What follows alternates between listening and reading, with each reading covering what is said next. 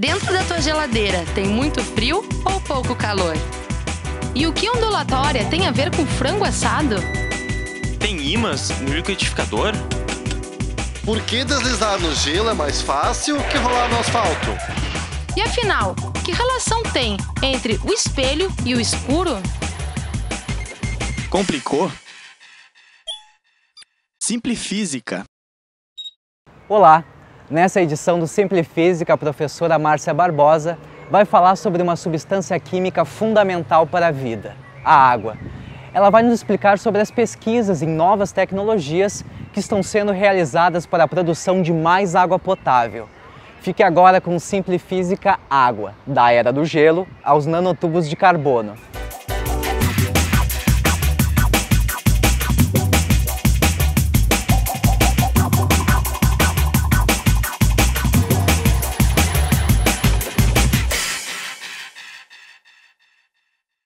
E hoje eu vou contar para vocês um pouco dessa aventura, que eu digo aventura chamada água. E eu começo com essa foto, isso é uma foto, não é um cartoon, uma foto tirada na Patagônia, não por mim, porque eu não gosto de lugar frio, mas por um amigo meu que me deixa usar essa foto maravilhosa, e ela tem uma coisa fantástica. Tem a água. E a água é o único material no planeta que tu consegue achá-lo nos 3 estados, não num laboratório, não gastando um monte de dinheiro. Na verdade tem que gastar um monte de dinheiro para ir na Patagônia, mas estando lá não gastar, porque está lá. Tem líquido, sólido e, se tu olhar bem, tem vapor d'água. Outros materiais tem que ou esquentar ou esfriar, tem que ser num laboratório. Mas a água tu encontras nesses 3 estados. E eu vou contar um pouco dessa aventura chamada água, e normalmente quando eu faço palestras eu falo qual é o problema, porque afinal de contas a gente está interessado em entender problemas, né? Mas não é qualquer problema que eu vou me interessar. Tem coisas que eu não sei, que são um mistério para mim, mas eu não me interesso. Por exemplo, alguém pôs aquele banner, eu não tenho ideia de quem é que colocou aquele banner, mas não estou nem aí para saber. Então é um problema que eu não me interesso, um mistério que não tem interesse. Depois eu vou falar de alguns métodos que são usados hoje para desalinizar, algumas pistas para buscar novos métodos, propostas de novos métodos, futuros e algumas conclusões. Tá. Mas antes disso eu quero apresentar o nosso grupo de fluidos complexos que estuda a água lá na URGS. Isso é uma foto tirada na nossa reunião anual. Uma vez por ano a gente vai para uma praia, faz um brainstorm, se diverte, fala sobre o ano e continua a batalha de tentar entender um pouco mais de ciência. Qual é o problema? O problema é a água. Se vocês pegarem a água que está sobre toda a superfície do planeta, 70% do planeta é coberto de água. Então, se fosse uma roupa, seria uma roupa que iria do pé mais ou menos até assim. Então, é bastante. Vocês pegam toda essa água e colocam nesse pote aqui, tá vendo? Toda a água do planeta está aqui. Se toda a água do planeta estiver aí, 97,5% dessa água é salgada. Que significa que para o nosso consumo direto assim não serve. Essa tampinha aqui, tá vendo essa tampinha aqui? É o 2,5% que sobra. E aqui eu abri essa tampinha. Tá vendo essa tampinha? Toda essa parte azul clara aqui, água congelada, que também não nos serve, porque a gente vai ter que ferver ela, ir lá no Polo Norte, ferver essa água, fazer uma água útil. Depois tem isso aqui que é um pouco de água, de vapor da água. Isso aqui é a água subterrânea, tá vendo um montão também de água subterrânea, que é a água, por exemplo, do aquífero Guarani, que a gente tem a 1 quilômetro aqui embaixo. E esse azulzinho bem pequenininho aqui, que é 0,3%, é a água com a qual a gente vive. É água de rios, lagos, essa facinha, tá? É aquele pedacinho. Isso é pouco, isso é muito, tá? Porque assim, é pouquinho comparado com todo, mas podia ser um monte comparado com o que a gente necessita. Para ter uma ideia de ser pouco ou é muito, a gente tem que pensar em que a gente gasta água, tá? E vocês vão pensar, vamos economizar água, vamos deixar de lavar o carro. Na verdade, a água do uso doméstico é 10% do nosso uso de água. A água da indústria é 20%, todo mundo fala, indústria é 20%. A água evapora em 4%. O grande uso de água do planeta está aqui, em comida. Então eu digo, quer economizar? Dieta já. Para de comer, diminui a quantidade de comida, para de andar de carro também, porque a gente planta a cana-de-açúcar para produzir álcool, que é para andar de carro, tá? Depois vocês se perguntam por que teve falta de água em São Paulo, que é o lugar que produz mais cana-de-açúcar, nos últimos 10 anos uma quantidade enorme, e a gente teve aquele apagão aquífero no estado de São Paulo. Foi porque se começou a plantar mais do que tinha quantidades de água. Então, nós temos um problema que é um problema sério, que é precisar de água para comida. E por que é sério? Porque em 2025 nós vamos ter 10 bilhões de pessoas no planeta para jantar. E a gente tem que dar água para elas beberem, mas também tem que dar comida para elas. Então a gente tem um problema de ter que ter muita água para poder manter a alimentação. Mas será que já está faltando água? Então a Unesco fez um mapa do que chama-se de estresse hídrico. O que significa estresse hídrico? Significa que aquela região tem menos água do que necessita para produzir comida. Tá?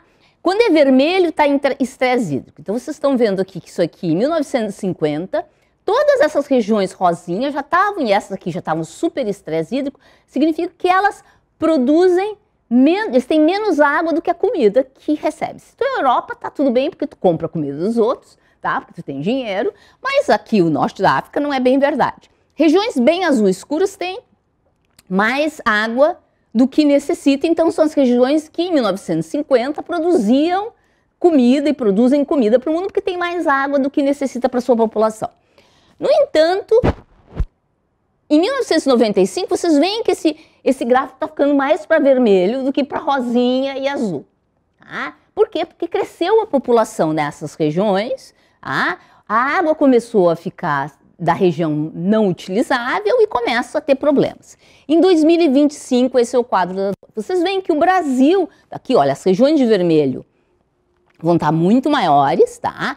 A Europa, que era rosinha, já está rosa escura, tá? Nós vamos ter graves problemas nessa região aqui, que é a China, tá? E os Estados Unidos, que era azul, vai passar azul claro, tá? E normalmente quando os americanos não têm alguma coisa, eles invadem algum país que tenha, talvez eles invadam o Brasil, mas como a gente já tem alguns prefeitos parecidos com o presidente deles, a gente vai estar em bom caminho. Tá? Então, nós temos um problema, nós temos pouca água no planeta. Isso é um problema e é um problema que tem de se agravar à medida que a população do planeta cresce. E por que isso é um problema? Esse problema é que nós somos água e nós precisamos de água para viver. Nós somos 70% de água, a gente precisa de água para viver, as plantas precisam de água para viver e os animais também, então a gente precisa encontrar novas fontes de água. Possíveis fontes de água, lembra que tinha aquele pedaço grande de água subterrânea? Possíveis fontes de água são o aquífero Guarani, por exemplo, é 1 quilômetro para baixo, ele corre pelo estado, aqui pega Uruguai, Paraguai, pega aqui o norte do Rio Grande do Sul, chega a Mato Grosso, ele é uma coisa, um oceano, vai estar 1 quilômetro. Ele está 1 quilômetro e a gente tem que cavar toda essa parte aqui que é basáltica. Ele não é uma água azulzinha, bonitinha, que nem está mostrando aqui. Na verdade, ele é cheio de pedras, ou seja, extrair não é tão trivial. E depois de extrair, nós vamos ter que limpar, tá? Porque ele tem uma série de componentes, inclusive metais pesados, que tem que se limpar. Tá? Então, tem que se pensar em tecnologia. Já existem tecnologias caras para fazer isso, mas mesmo furar 1 quilômetro não é exatamente trivial. Mas a gente tem aqui o manancial. Então, a gente tem a possibilidade, mas é uma água que tem que ser limpa. Tá? Como é que se limpa a água hoje no mundo? Hoje no mundo tem 2 processos que são os campeões de audiência de limpar. Os 2 de uma ineficiência estratosférica.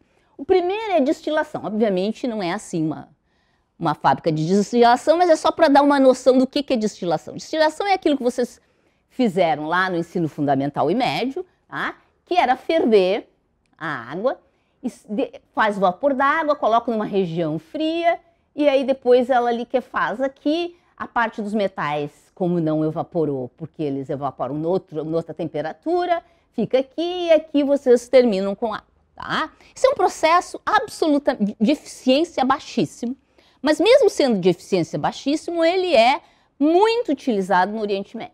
Tá? Por quê? Porque a água lá não é só água salgada, eles têm o problema da água ter metais pesados, a água tem componentes biológicos, e com essa, vamos dizer assim, esse monte de coisas, o mais, vamos dizer assim, o mais eficaz é fazer um processo de destilação. Eles têm grandes plantas de destilação, aliás, eles têm um investimento importante, não só em destilação, como em pesquisa de plantas que sobrevivem em ambientes salinos, tá? Com essa preocupação de ter comida. O segundo processo é um processo de filtragem, que aqui eu estou ilustrando de novo de uma maneira pictórica, porque não é assim, que se chama osmose reversa, que significa pegar uma água salgada e jogar contra uma membrana em que o sal fica de um lado e a água sem sal entra para o outro lado. Este novo é um processo que tem um custo energético, porque tu tem que vencer a osmose, né? Tu empurra, fica esse monte de sal aqui. As membranas sujam, as membranas têm que ser trocadas, tu tem que fazer tecnologicamente bem complicado, mas ele já é utilizado em regiões do mundo onde o problema é água salgada sem compostos biológicos, tá? Então se faz um pré-tratamento para tirar os metais pesados e os compostos biológicos, depois passa por esse processo de osmose reversa. Ele é usado, por exemplo, na Califórnia. A Califórnia não tem água só salobra, que é essa água salgada. Aliás, o Nordeste brasileiro é cheio de regiões em que só tem água salobra, e utiliza-se essa água com esses processos de filtragem que são extremamente caros, de novo, energeticamente. Tá? Eu vou tentar trazer para vocês algumas outras ideias, porque esses processos estão no seu limite, que a gente chama limite termodinâmico. Não podem ficar mais eficientes, tá? Porque a lógica deles chegou ao seu limite. Então a gente tem que procurar uma nova ciência, uma nova física, para bolar processos que tenham mais eficiência com esses processos. E para bolar esse processo, eu tenho que falar da estrela principal de qualquer processo, que é a água, tá? Aqui vocês estão vendo a água representada por um oxigênio e 2 hidrogênios. Vocês podem ir para a internet, sempre o oxigênio é vermelho, não me pergunte por quê, porque ele não é um elemento vermelho, mas é sempre assim que vocês vão encontrar os desenhos de água. E vocês já devem ter pensado nisso, porque devem ter visto água durante toda a formação de vocês. Por que será que a água é assim? Vocês estão vendo? Oxigênio, os hidrogênios. Pensaram nisso, né? Nos momentos de folga, entre um filme e outro. Por que será que a água tem esse formato de vitória? Tá? Não porque ela é uma molécula vitoriosa, a maior campeã de audiência no planeta, mas ela tem um V. Vocês já pensaram, o CO2, que também são 3 coisas, é assim. Tá? O CO2, ele é linear. Tá? O2 é linear, H2 é linear. A maior parte das moléculas, os polímeros terminam sendo lineares. Mas essa molécula tem esse formato de V.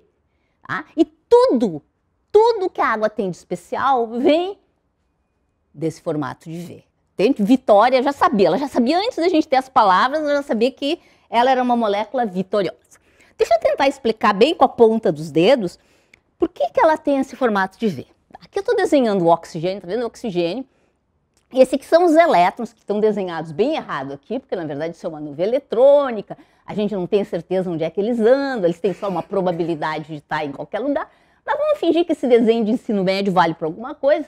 E o que acontece é que os elétrons, eles ficam ocupando o primeiro nível eletrônico, onde 2 elétrons ocupam aqui, e os outros 6 elétrons do oxigênio, eles têm espaço no segundo nível eletrônico para ter 8, mas ele só tem 6 porque é o máximo de elétrons que ele tem. Então ficou faltando 2 para eles completarem o nível eletrônico. Aí o que o oxigênio faz? Bem, eu preciso completar o meu nível eletrônico, aí ele vai lá no vizinho dele, acha um hidrogênio, fazendo coisa nenhuma, tá ali vagando, tá? Formando um H2, mas ele se separou por um instante do outro H, e ele tem um elétron. E ele quer ter 2, porque o primeiro nível, lembra, o primeiro nível tem 2, o segundo pode ter 8, ele quer ter 8. Então ele vai lá no hidrogênio, quem sabe a gente faz assim, tu me empresta o teu elétron, eu te empresto o meu elétron. E aí, por um período de tempo, eu tenho mais um e tu tem os teus 2, tá vendo? É uma espécie de, assim, amizade, assim. Eu te dou empresto para essa semana, aquela roupa para ir na festa, semana que vem tu me empresta a mesma roupa, a tua roupa, e aí eu vou noutra festa, e assim parece para toda a população que a gente tem 2 vestidos e cada uma só tem um. Tá? Então, eles fazem um jogo assim, e ele como ele quer ter 2, ele faz com 2 hidrogênios, tá vendo? Mas aí vocês veem a sacanagem do oxigênio, porque ele faz com os 2 esse jogo, só que o oxigênio, lembra, ele tem 8 elétrons, que significa que ele tem 8 prótons aqui no centro. 8 mais. Então o elétron que é o menos do coitado do hidrogênio, que só tem aquele vestido para sair no domingo, eu tenho 6 e tenho 8 prótons para atrair aquele elétron. Então esse elétron do hidrogênio fica a maior parte do tempo na casa do oxigênio, que já é rico. Tá? Então os elétrons ficam a maior parte do tempo perto do oxigênio, isso gera uma polarização. O oxigênio fica muito mais negativo e os hidrogênios positivos isso formam um dipolo. Tá? Dipolo no sentido que eu fico quem olha de longe vê os mais do hidrogênio, porque o elétron do hidrogênio foi lá passear com o oxigênio e ele fica para cá. Mais que isso, lembra que eu contei para vocês que eles têm 6 elétrons na última camada e elétron gosta de ficar em pares, spin para cima e spin para baixo. Então o que acontece? Eu fico com spin para cima e spin para baixo aqui, spin para cima e spin para baixo aqui e fico com esses dois soltos para fazer ligação de hidrogênio. Agora vocês imaginem, isso não é no plano, isso é no espaço de dimensões, então eu tenho 2 elétrons aqui, 2 elétrons aqui, 1 e 1. Como é que vocês acham que na maior parte do tempo eles querem ficar? Eles são elétrons, eles são negativos, eles se odeiam, então eles querem ficar o mais longe possível. Qual é o mais longe possível? Pensa em um cubo em volta de mim, o mais longe possível é assim, tá vendo? Um aqui, esse é o jeito mais longe. E aí agora vocês entendem por que é o formato de V, porque os elétrons querem ficar mais longe possível. E o dipolo, porque o oxigênio, que é o irmão rico, puxa tudo para ele. Bem, e aí eu formo esse dipolo, que eu expliquei para vocês, negativo para cá, para positivo para lá. Fica o dipolo e o dipolo da água. Agora tem uma água andando aqui. Tem meu dipolo. Tem uma outra água ali com o dipolo. E dipolo atrai dipolo. E aí eu formo uma coisa que chama-se ligação de hidrogênio, que é a atração desses dipolos. Tá vendo? Eu tenho um dipolo aqui e tenho um outro dipolo aqui. Eles vamos nos atrair.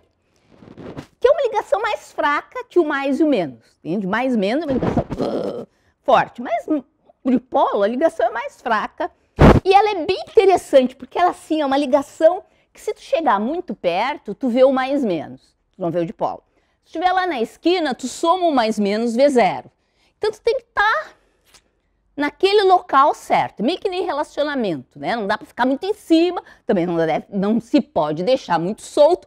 Tem a distância exata. Ligação de hidrogênio também tem a distância exata para se formar. E aí a água consegue formar 4 dessas ligações de hidrogênio, 2, tá? Aqui como receptoras e 2 como doadoras, num formato de tetrama. Então, se vocês olharem a água, ela está todo o tempo assim, formando ligação, tirando a ligação, formando ligação, desligando a ligação.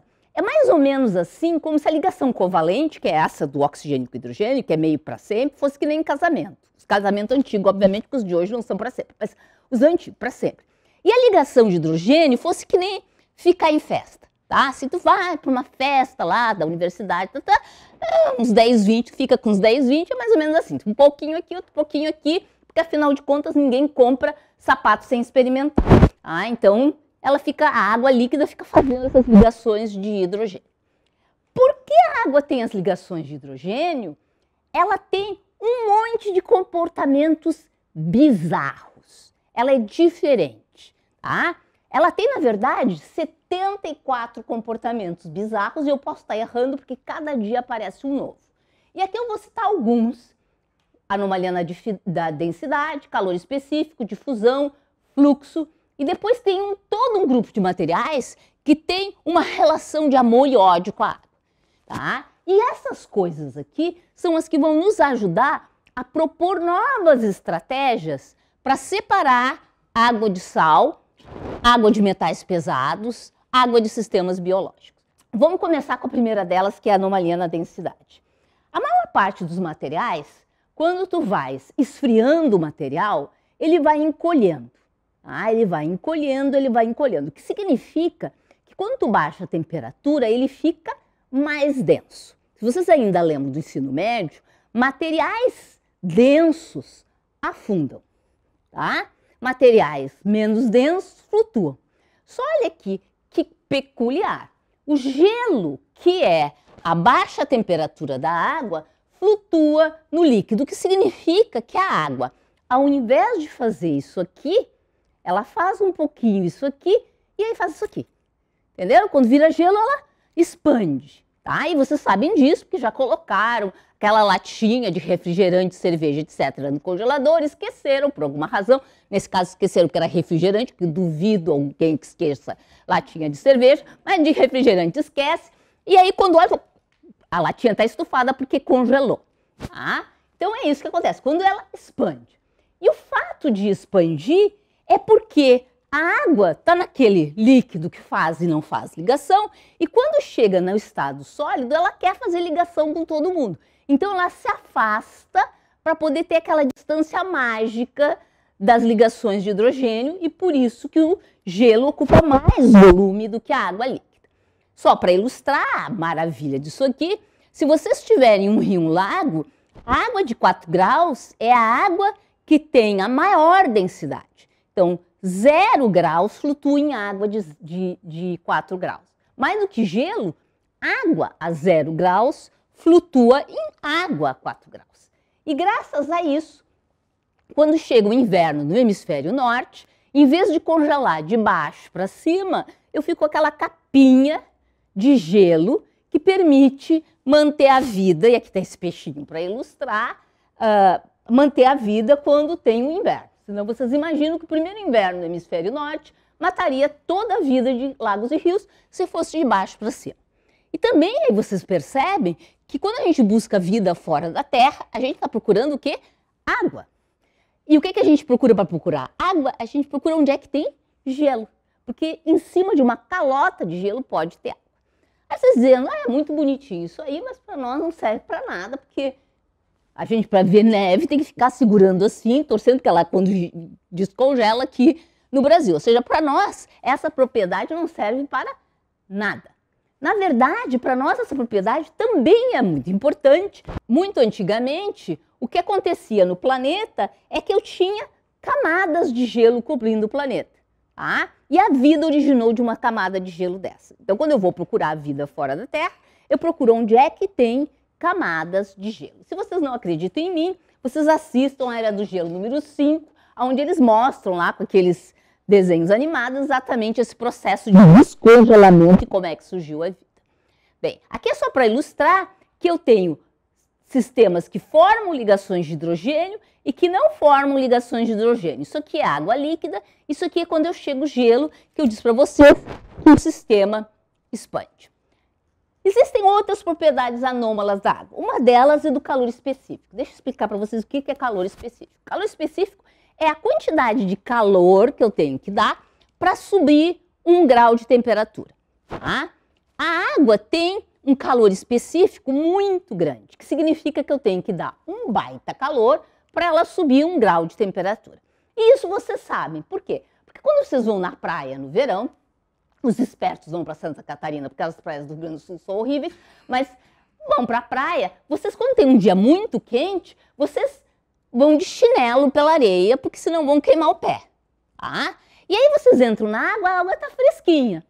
Tá? Apesar de ter muito calor, o oceano não absorveu todo esse calor. Mesmo numa piscina, vocês vão para a piscina, a água da piscina está muito mais fria do que fora da piscina. Tá?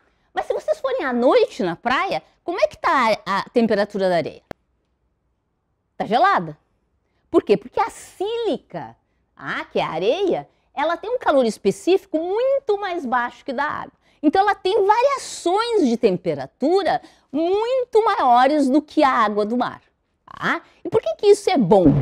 Isso é bom porque a água do mar cobre todo o planeta. Vocês imaginam se eu tivesse maiores variações na temperatura da água? O equilíbrio térmico do planeta seria muito mais confuso. Tá? Qualquer variação de temperatura não provoca só variação de temperatura na água, provoca no ar. Então nós teríamos ciclones muito mais abundantes, nós teríamos fenômenos atmosféricos muito piores se a água não fosse esse grande banho térmico que a gente chama. Tem que dar muito calor para ela variar a temperatura.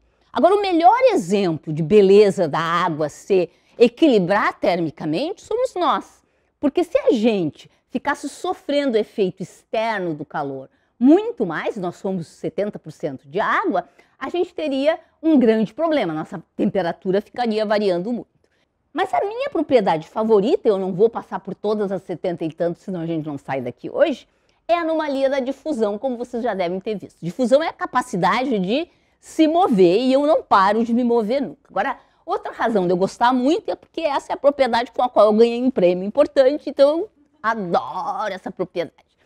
Essa propriedade é o seguinte, se vocês tiverem um material normal, por exemplo, pessoas no shopping center, quanto mais pessoas tiverem no shopping center, mais devagar as pessoas se movem. Quanto mais carros, como esse engarrafamento que tem às 6 até às 7 horas da noite, mais devagar os carros andam. Pois é, a água, quando tu aumentas a densidade, ou seja, o número de partículas de água, a difusão, que é a capacidade de se mover, aumenta. Numa região muito específica, tá, de temperatura e pressão, mas aumenta. E isso é bizarro. Então assim, eu ponho mais água e ela anda mais depressa, ela se move mais depressa. Quando eu vi isso, eu achei, nossa, que espetacular. A primeira vez que eu vi isso foi de um experimento de um americano chamado Austin Angel. E aí eu disse, não, eu vou simular isso aqui, é um gráfico de simulação. Fui lá, fiz uma molécula de água chamada SPCE e fiquei olhando a coeficiente de difusão e disse, realmente, o experimental tem um resultado maravilhoso. Aí fui para minha casa, toda contente, realmente eu conto para minha mãe. Não sei se vocês são assim, mas eu sou assim, contei uma coisa boa ali para mãe, olha só, descobri numa linha da difusão que o Angel tinha descoberto experimentalmente. Ela disse, grande coisa, o cara já tinha visto no experimento, qual é a beleza disso aí? Aí eu disse, mas eu posso fazer uma outra coisa que ele não pode fazer. Eu coloquei um vetor, porque em simulação a gente é Deus, então eu coloquei um vetor em cada molécula de água e olhei como é que ela rodava. E o que a gente descobriu é que as moléculas de água não só andavam mais rápido, mas elas giravam. Tá? Por que elas giravam? Porque para fazer a ligação de hidrogênio, ela tinha que fazer isso aqui, tá vendo? Ela tem que fazer a ligação, e aí eu vou andar, eu vou fazer outra ligação, ela tinha que ir girando. Na verdade, o mecanismo é mais lindo ainda, porque cada molécula de água que anda depressa, as vizinhas é que rodam, entendeu? Ela vai andando que nem catraca de ônibus, tá? Tu passa, a catraca gira. Então ela passa e as em volta vão girando feito uma maluquinha, que nem aqueles filmes antigos, não sei se vocês viram aqueles filmes da Metro-Goldwyn-Mayer, que a bonitona descia e os caras ficavam girando em volta. Mais ou menos essa mesma coisa era o mecanismo. Mas mais legal que isso, nessa região aqui, em que eu tenho um máximo de mobilidade, cada molécula de água não tinha 4 vizinhas. Lembra que eu falei das 4 ligações que ela pode fazer? Se ela pode fazer 4 ligações, numa sociedade conservadora, se tu só pode ter 4 ligações, tu só vai ter 4 pessoas para fazer ligações, né? Mas ela era meio sacana. Essa foi a grande descoberta da gente, que na verdade, quando ela está nessa região aqui, ela tem 5 vizinhos, tá? Ela pode, honestamente, fazer 4 ligações, mas tem o Ricardão lá presente para ela poder pular rapidamente de uma ligação para outra ligação, tá? Então, a água, ela faz uma mobilidade muito diferente. Nenhuma outra molécula faz isso, tá? Só a água. Se pegar álcool, e todo mundo fala mal do álcool, né? Coitado do álcool. O álcool não faz isso, o oxigênio não faz isso, o hidrogênio não faz isso, o polímero não faz isso. A água faz. A sílica de vez em quando faz, mas tu tem que ir para o sol para ela fazer isso. Mas aqui na Terra, só a água faz esse tipo de ligação. Então, a água difunde mais rápido quando comprimida e o número de ligações não muda, mas o número de vizinhos aumenta. Aí a gente pensa, mas isso é muito legal. Então, vamos olhar um outro sistema, que é a água confinada em nanotubos. São tubos bem pequenininhos. Aqui eu estou desenhando um esquema em que eu tenho 2 nanotubos. Deixa eu ver se eu posso mostrar para vocês o filmezinho. Isso aí é um nanotubo cortado, tá? Eu peguei o nanotubo, cortei, e vocês veem que a água está se mexendo, tá vendo? Ela não flui de um lado, isso aqui é um lado de fora, esse aqui é outro lado. Como a densidade está igual dos 2 lados, ela não anda daqui para cá, ela só fica dentro do tubo se mexendo, tá? Se mexendo. Aí o que a gente fez? A gente calcula a difusão e aí a gente aperta esse nanotubo, tá vendo? Eu vou lá e apertar o nanotubo. Tá? Então vamos apertar o nanotubo e ver o que acontece. Aí eu apertei o nanotubo numa temperatura que a água tinha que estar líquida. E olha o que aconteceu. Congelou. Então a primeira coisa que a gente descobre, congelou, ou seja, a água ficou parada. Congelou. Mas não era para estar parada porque a temperatura não era 0 graus para ela ter congelado.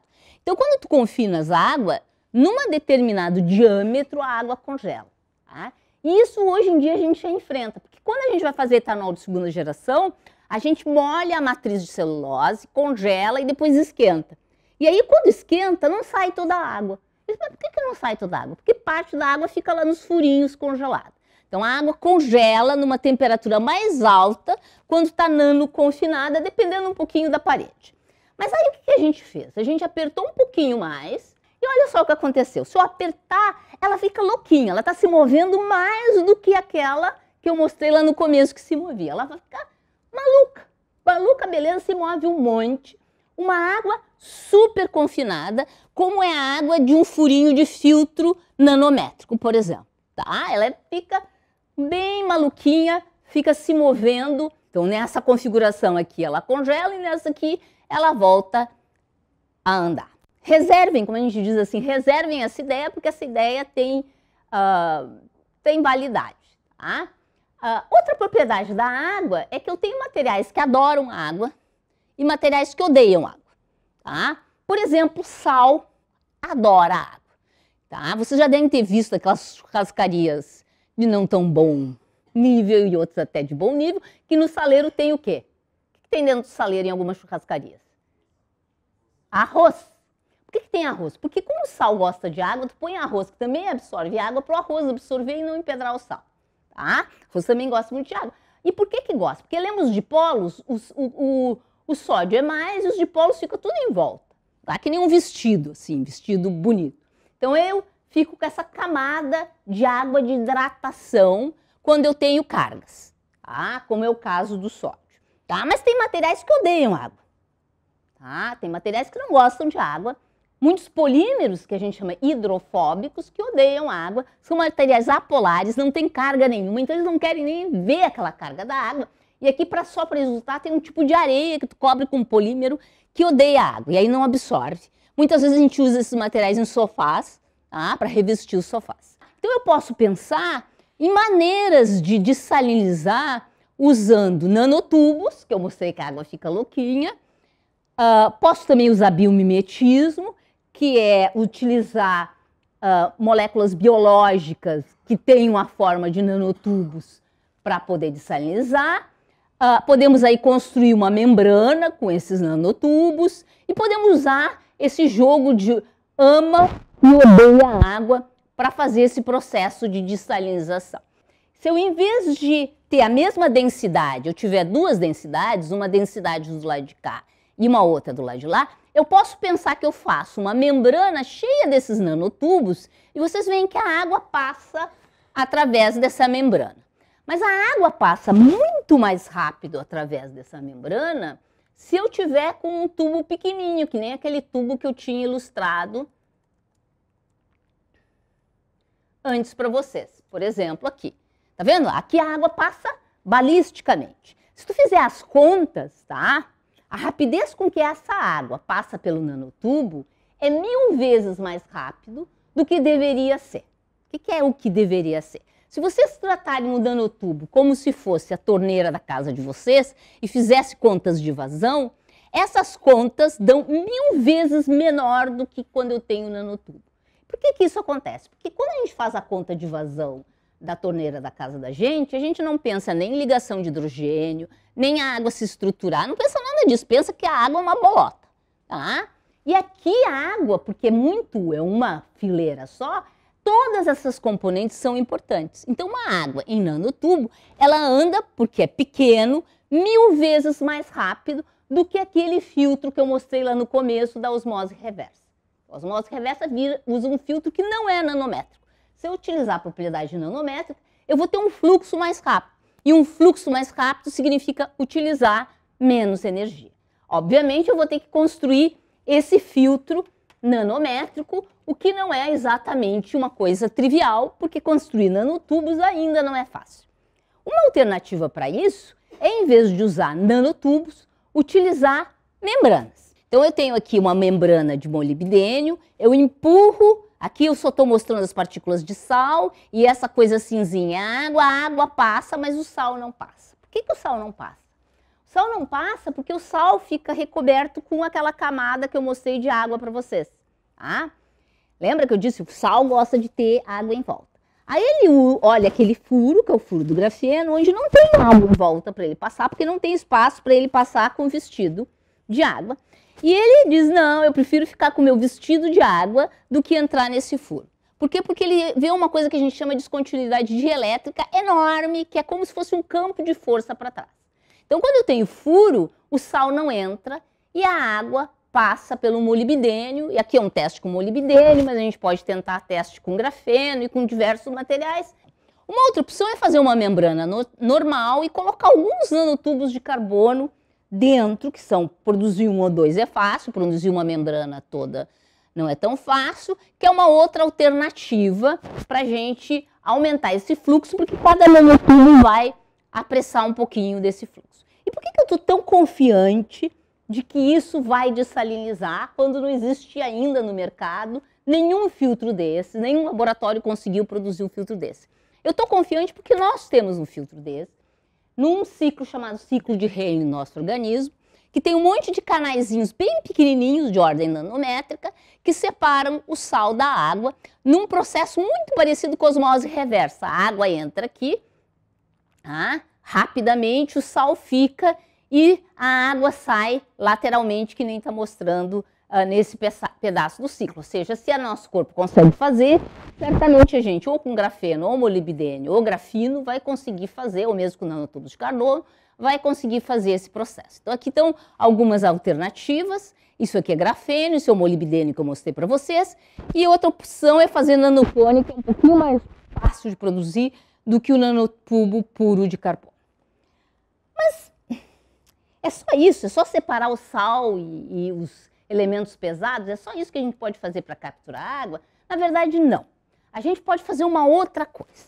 E essa outra coisa eu tive ideia vendo um filme. Sabe quando tu vai de noite ver bobagem na internet sobre animais exóticos, estranhos e bizarros? Pois eu descobri esse carinha aqui. Isso aqui é um besouro que vive no deserto da Namíbia.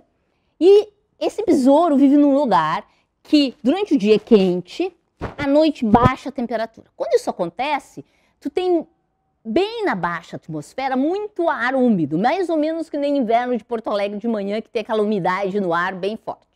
Esse besouro tem nas costas, se vocês olharem bem vão enxergar as costas, tem uns pontinhos assim nas costas dele, em que no topo do pontinho é super hidrofílico. É um material que ama água, ama tanto água que transforma vapor de água em água líquida. Quando tem um material muito hidrofílico, como por exemplo o sal, vocês veem que ele fica úmido, porque ele transforma vapor de água em água. A base desse tubinho aqui das costas desse bichinho é hidrofóbico, odeia água. Então o que acontece? Vira uma bolota de água que escorre nesse material que odeia a água, aí o bichinho faz assim, abre a boca e toma água. Tá? Então uma alternativa para a gente produzir mais água em ambientes muito úmidos e que não tenha sal é a gente utilizar nanotubos que eu tenho uma parte muito hidrofílica e uma parte muito hidrofóbica que transforma em vapor da água em água líquida. Então aqui é vapor de água, aí vira água e sai a água do outro lado. Como é de simulação, a gente pega essa molécula e põe de volta aqui para economizar em moléculas. Ou seja, com isso a gente consegue ver que é factível eu produzir um nanotubo que seja capaz de capturar vapor de água em água. Há outras razões da gente estar interessado em água confinada e nas propriedades, e como eu disse para vocês, a matriz de celulose é outra razão, porque ela não só congela a água, como o fato dela congelar a água atrapalha a gente tirar os açúcares. Então não é só para produzir água para beber, mas também para produzir álcool de uma maneira mais eficiente. Com isso a gente precisa plantar menos cana-de-açúcar, ou pode usar simplesmente o bagaço da cana para a produção de álcool. Tá? Então aqui é só para mostrar que a gente já vem trabalhando com sistemas matriz de celulose, em que eu vejo que esse confinamento leva a um congelamento do sistema. Mas e se nanotubo ficar caro para todo sempre, se grafeno for muito caro? Existe um outro composto confinado que a gente encontra livre na natureza, que é o fosfato de alumínio. O fosfato de alumínio também tem esse formato. Tá? Ele tem tamanho nanométrico e ele é encontrado em minerais, tá? Livre na natureza, sem a gente precisar produzir. São uma outra opção para produção de filtros que vão utilizar esse superfluxo da água. A gente já vem trabalhando com esse material e esse material parece uma coisa interessante para a gente fazer produção de membranas dessalinizadoras. Então, se eu pudesse trazer alguma conclusão para isso, é que se a gente quer procurar novas tecnologias para limpar a água, que é um material super importante para a nossa vida, a gente tem que usar o que a água tem de mais bizarro, porque afinal de contas a natureza usou o que a água tem de mais bizarro para criar a vida, para nos manter termicamente nesse planeta e para a gente sobreviver. E as propriedades que eu acredito que são interessantes é a difusão rápida e o fluxo rápido da água, bem como o fato dela gostar de alguns materiais e não gostar de outros materiais, e a gente poder jogar com isso para fazer separação de água. Isso não é uma conclusão, porque significa que o nosso trabalho está em andamento e a gente está procurando sempre novos desafios. Só vai estar pronto o dia que eu tiver um filtro, ele estiver dessalinizando, mas aí provavelmente eu vou estar procurando um outro filtro, uma outra coisa para limpar mais a água e a gente ter um planeta em que a gente possa viver e viver bem. Mas essa vida boa no planeta, essa vida de equilíbrio no planeta, ela requer um esforço coletivo no sentido da gente ter uma ciência que as pessoas respeitem e que possa ser financiada.